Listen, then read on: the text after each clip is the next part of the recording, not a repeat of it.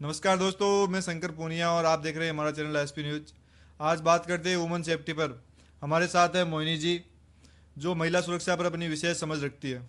तो मोहिनी जी, बहुत बहुत स्वागत है आपका हमारे चैनल पे। बहुत बहुत शुक्रिया मुझे आमंत्रित करने के लिए। तो मोहिनी जी, आपसे हमारा पहला सवाल है, आज के दौर में आप महिलाओं की सुरक्षा को किस नज़रिए से देखते हैं? आज के दौर में मैं महिलाओं की सुरक्षा इस प्रकार से देखती हूँ कि महिलाएं अभी भी सुरक्षित नहीं हैं, खुद को सुरक्षित महसूस नहीं करती हैं। अगर बात करें कि अगर महिलाएं रात में कहीं जाने आने की बात करें, तो ऐसा नहीं होता है कि महिलाएं रात में बिल्कुल सुरक्षित होकर कहीं भी आ जा सके। उन्हें हमेशा ये डर लगा रहता है कि कहीं उनके साथ कुछ बुरा ना हो जाए, कुछ अनुचित घटित ना हो जाए। तो ये है कि महिलाएं अभी भी सुरक्षित नहीं हैं। क्या आज के समय में महिलाएं हमारे देश में खुद को सुरक्षित मानती है?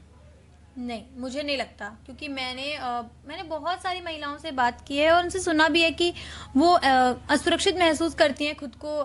कोई महिलाएं तो अपने घर पे ही अपने आप को असुरक्षित महसूस करती हैं, क्योंकि उनके परिवार के लोग ही ऐसे हैं कि उन्हें कुछ करने नहीं देते, किसी चीज़ की आज़ादी नहीं देते, उन्हें कहीं आने जाने नहीं देते, किसी से बात करने नहीं देते हैं। तो ये एक बहुत बड़ी समस्या है आज के दौर में भी। किस कारण होता है ये सारा कुछ? ये सारी चीज़ें मुझे लगता है कि जो रूढ़िवादी परंपराएं बनाई गई हैं हमारे पूर्वजों के द्वारा, उन उसकी वजह से है कि लोग उनके छोड़कर नई जो चीज़ें हैं उन्हें अपनाना ही नहीं चाहते हैं। तो आपका कहना है कहीं ना कहीं अभी भी हमारे समाज में शिक्षा की बहुत कमी है?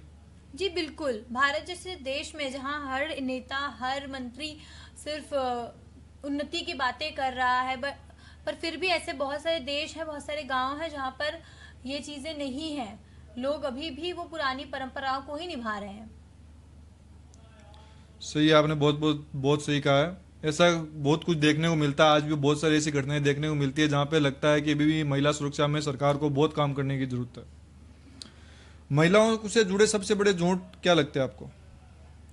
सबसे बड़ी झूठ सबसे बड़ी झूठ ये लगते हैं कि अगर अभी कभी कोई रेप केस सुनने को मिलता है और उसमें सब कहते हैं कि शायद उसने ऐसे कपड़े पहने होंगे या उस महिला ने कुछ हिंट दिया होगा।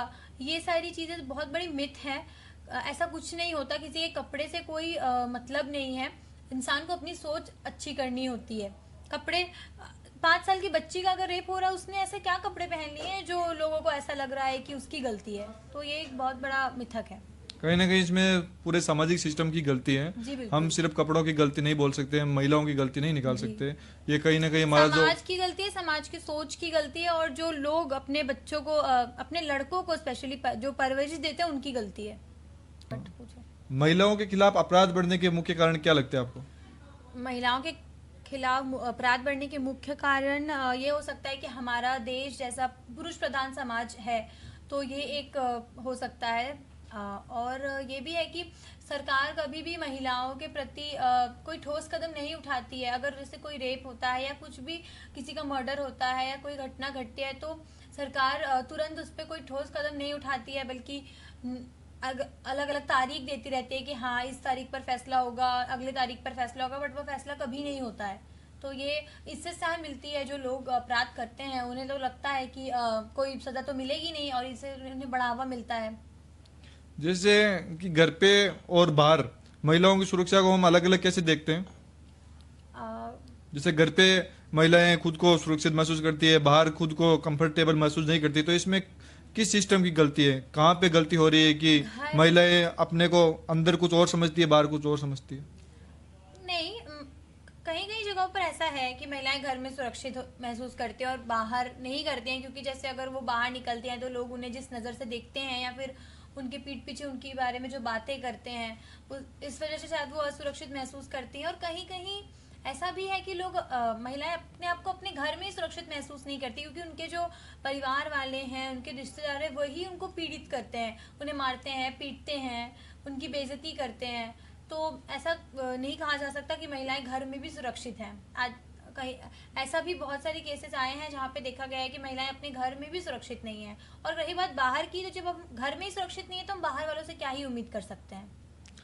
आज के समय में सरकार द्वारा महिलाओं की सुरक्षा के लिए कौन कौन से कानून बनाए गए हैं जो उनकी सुरक्षा को अहमियता देते हैं? सरकार ने बहुत सारे कानून बनाए हैं, जैसे कि डोमेस्टिक वायलेंस एक्ट हो गया और safe work and place act हो गया। ये सारे एक्ट हैं जिनके कारण महिलाओं को सुरक्षा मिल सकती है, पर बात वहीं आ जाती है कि लोगों की सोच बदलनी जरूरी है।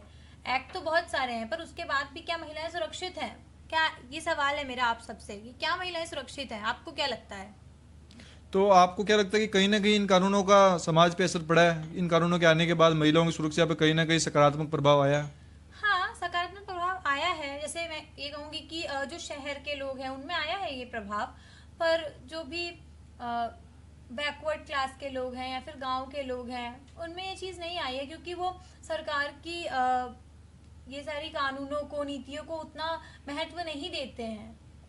तो क्या जो सरकार ने कानून बनाए हैं इनकी समझ खुद महिलाओं को है? इनके बारे में उनको जानकारी है? हाँ, अगर जो महिलाएं पढ़ी लिखी हैं उन्हें बिल्कुल जानकारी है इन सारी चीज़ों के बारे में, पर जो महिलाएं अशिक्षित हैं उन्हें इन चीज़ों के बारे में कोई जानकारी नहीं, क्योंकि उन्हें कभी वो आज़ादी ही नहीं मिलती है कि वो किसी चीज़ के बारे में जान सके या फ़ोन यूज़ कर सके या अखबार पढ़ सके जिससे उन्हें जानकारी मिले। जैसे कि पुलिस और प्रशासन महिलाओं की सुरक्षा करने में किस हद तक सफल है? पुलिस बहुत मदद करती है महिलाओं की सुरक्षा के लिए। बहुत सारे हेल्पलाइन नंबर्स शुरू किए गए हैं कि यदि अगर महिला कभी रात में या किसी भी वक्त अपने आप को असुरक्षित महसूस करती है या उसके आसपास कुछ भी ऐसा अनुचित घटित हो रहा है, तो वो उन हेल्पलाइन नंबर्स के द्वारा पुलिस तक जल्दी से जल्द पहुंच सकती है, और पुलिस भी कोशिश करती है कि वो जल्द से जल्द उस हादसे की जगह पर पहुंचे। नहीं, कभी कभी हमने देखा है कि जो समाज के रक्षक है, पुलिस है, यही कभी कभी भक्षक बन जाते हैं। हमने कई बार सुने हैं थानों में रेप की घटनाएं, पुलिस वालों पर रेप के आरोप। इस पर आपका क्या कहना है कि जब कानून की रक्षा करने वाले लोग ही इस प्रकार अपराध करने लग जाए तो फिर समाज में क्या मैसेज जाएगा? जी हाँ, ये तो है। कानून की रक्षा करने वाले लोग ही अगर भक्षक बन जाए, हमारी सुरक्षा के लिए जिन्हें रखा गया है अगर वही भक्षक हैं, तो इसमें उनकी सोच की गलती है, उनकी परवरिश की गलती है। मैं बस यही कहना चाहूँगी। और ये भी कहना चाहूँगी कि सब एक जैसे नहीं होते हैं ना। अगर दुनिया में अच्छे लोग हैं तो बुरे लोग भी होंगे ही, तो उन लोगों को समझना हमारे ऊपर डिपेंड करता है। जैसे हमारे जो समाज की सोच है ये महिलाओं को किस प्रकार प्रभावित करती है? जो हमारे समाज की सोच है महिलाओं के प्रति, क्या कहीं ना कहीं महिलाओं को वो प्रभावित करती है? कहीं ना कहीं महिला उस सोच के कारण अपने को जैसे सकारात्मक या नकारात्मक देखती है खुद को? जी, समाज की सोच बहुत ज़्यादा ज़रूरी है महिलाओं के लिए। अगर समाज महिलाओं को सपोर्ट करेगी, उनकी अगर महिलाएं किसी चीज़ में अच्छा कर रही हैं, अगर उसमें उनका सपोर्ट करती है, उन्हें साथ देती है, तो वो एक सकारात्मक ऊर्जा प्रदान करता है उनको। और वहीं अगर सब ये कहने लगे कि नहीं ये गलत है, ऐसा नहीं करना चाहिए, हर चीज़ में रोक टोक करने लगे, तो वो एक नकारात्मक ऊर्जा देती है उन्हें। जैसे कि क्या महिलाओं को सुरक्षित माहौल देने के लिए परिवार की भूमिका अहम है, जरूरी है? हाँ, बिल्कुल ज़रूरी है, क्योंकि महिलाएं सब देखिए, कुछ भी चीज़ें सीखने की, हर एक चीज़ों की शुरुआत हम अपने परिवार से ही करते हैं ना। हमारा पहला घर तो हमारा परिवार है, तो हम परिवार से बहुत कुछ सीखने को मिलता है। अगर हमारी परिवार की सोच अच्छी होगी तो उसका प्रभाव महिलाओं पर भी पड़ेगा, उस घर के महिलाओं पर पड़ेगा। वो अपने आपको अलग नज़रिए से देखना शुरू करेंगी, दुनिया को अलग नज़रिए से देखना शुरू करेंगी और उन्नति की तरफ आगे बढ़ेंगी। जैसे मोबाइल ऐप और जो डिजिटल टेक्नोलॉजी है वो महिलाओं की सुरक्षा में कितनी मददगार साबित हो रही है आज के समय में? डिजिटल टेक्नोलॉजी मददगार भी साबित हो रही है और नहीं भी हो रही है, क्योंकि जो मोबाइल ऐप वगैरह हैं। जी, क्योंकि बहुत सारे ऐप्स ऐसे फेक ऐप्स हैं जिनके द्वारा यू नो बहुत सारे फेक पिक्चर्स भी बनाए जाते हैं महिलाओं के। तो ये एक चीज़ है जो हमें ध्यान रखनी चाहिए महिलाओं को कोई भी ऐप यूज़ करने से पहले। और अगर अच्छी चीज़ मैं कहूँ तो बहुत सारे ऐप्स हैं जिनके थ्रू हम अपने विचार, अपना जो एक्सपीरियंस है वो हम शेयर कर सकते हैं लोगों तक। तो बहुत बड़ी भूमिका है जो सोशल मीडिया और डिजिटल ऐप्स निभाते हैं महिलाओं की सुरक्षा के लिए। जैसे कि आज के समय को देखें तो क्या महिलाओं को सेल्फ डिफेंस सीखना चाहिए? जी, बिल्कुल सीखना चाहिए उन्हें। कम से कम इतना सेल्फ डिफेंस आना चाहिए कि वो खुद की रक्षा तो कर सकें, क्योंकि हर वक्त कोई उनकी रक्षा करने के लिए मौजूद हो ये ज़रूरी नहीं है। तो उन्हें अपनी रक्षा खुद करनी आनी चाहिए। जैसे कि महिलाओं को कई बार रात में भी सफ़र करना पड़ता है, तो रात में महिलाओं को सफ़र करते हुए किन किन सावधानियां का ध्यान रखना चाहिए, कौन कौन सी सावधानियां रखनी चाहिए? अगर महिलाएं रात में सफ़र करती हैं तो उन्हें इस बात का ध्यान रखना चाहिए कि वो अनजान लोगों से बात न करें और अपने घर के किसी एक सदस्य को फ़ोन पर रखें, जाकि अगर कुछ भी अनुचित लगता है उन्हें तो वो उन्हें तुरंत बता सकें। और इमरजेंसी नंबर्स रखने चाहिए, जैसे पुलिस हो गया या फिर कोई भी हेल्पलाइन नंबर। और अपने बैग में पेपर स्प्रे या फिर नाइफ ये सब रखना चाहिए। जैसे कि आज के समय में सीसीटीवी और जीपीएस ये महिलाओं की सुरक्षा में अहम भूमिका निभाते हैं। जी बिल्कुल। जीपीएस के द्वारा अगर हम किसी मुसीबत में हैं तो जीपीएस के द्वारा हमारे परिवार के लोग हम तक जल्द से जल्द पहुंच सकते हैं, या फिर पुलिस भी हम तक पहुंच सकती है। तो जीपीएस बहुत ही महत्वपूर्ण भूमिका निभाता है महिलाओं की सुरक्षा के लिए। और सीसीटीवी कैमरा भी निभाता है, क्योंकि अगर कहीं कोई घटना हुई है और अगर वहाँ सीसीटीवी कैमरा आसपास है तो वो उस चीज़ को कैप्चर करता है और पुलिस को या फिर जो भी जांच पड़ताल कर रहे हैं उन्हें उस चीज़ की जानकारी मिलने में आसानी होती है। जैसे हाँ, जैसे कि हमारा देश है युवा देश है, इसमें युवाओं की जनसंख्या बहुत ज़्यादा है। तो क्या महिला सुरक्षा के लिए आप युवाओं की भूमिका किस प्रकार तय कर सकते हैं समाज में, युवाओं जिससे कि युवाओं में महिला सुरक्षा के प्रति जागरूकता बढ़े? मैं युवाओं को यही कहना चाहती हूँ कि उन्हें सबसे पहले मैं उनके पेरेंट्स को कहना चाहूँगी कि वो अपने बच्चों को अच्छी शिक्षा दें, महिलाओं की इज्जत करना सिखाएं, उनकी रिस्पेक्ट करना सिखाएं। और युवा से यही कहना चाहूँगी कि यदि आपके आसपास कोई भी महिला है तो उसे कभी ऐसा फील मत होने दीजिए कि वो आपके साथ असुरक्षित है। लड़कियों को बचपन से ही सुरक्षा और अपने हकों के बारे में क्या क्या सिखाया जाना चाहिए आपके अनुसार? जैसा कि हम देखते आ रहे हैं कि अभी लड़कियों को हमेशा बोला जाता है, अरे तुम्हें तो पढ़ लिख कर क्या करोगी, तुम्हें तो शादी ही करनी है, घर ही संभालना है।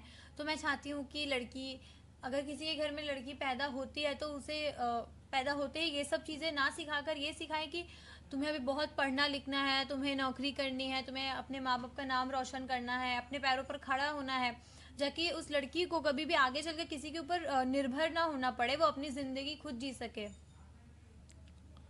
मीडिया महिलाओं की सुरक्षा के मुद्दे को किस प्रकार कवर करे ताकि बदलाव आए? मुझे ऐसा लगता है कि मीडिया महिला की सुरक्षा पर जो भी मुद्दे आते हैं उन्हें पहले रखें, ना कि किसी और मुद्दों को, तो वो बहुत ही ज़्यादा सहायक होगा महिलाओं के लिए।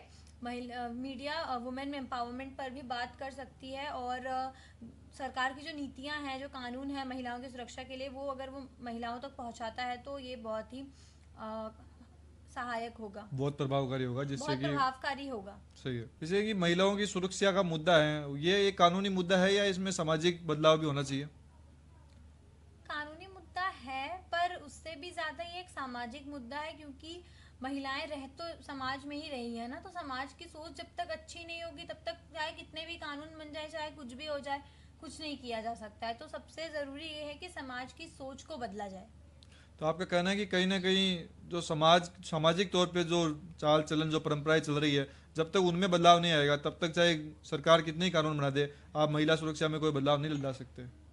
हाँ, मतलब मैं ये नहीं कह रही हूँ कि जो भी परंपराएं हैं वो गलत हैं, परंपराएं हैं, पर वक्त जैसे जैसे वक्त आगे बढ़ रहा है, इतना डेवलपमेंट हो रहा है, बदलाव की जरूरत है परंपराओं में। बदलाव की जरूरत है परंपराओं में, क्योंकि अगर हम वही रूढ़िवादी परंपराओं को घसीटते रहेंगे तो वो कोई अच्छी चीज नहीं है। अगर लोग बदल रहे हैं, दुनिया बदल रही है, तो हमें भी उन परंपराओं में बदलाव लाना पड़ेगा। सही है, आज के टाइम के साथ कदम-ताल करनी होगी, टाइम के साथ चलना होगा। जी बिल्कुल।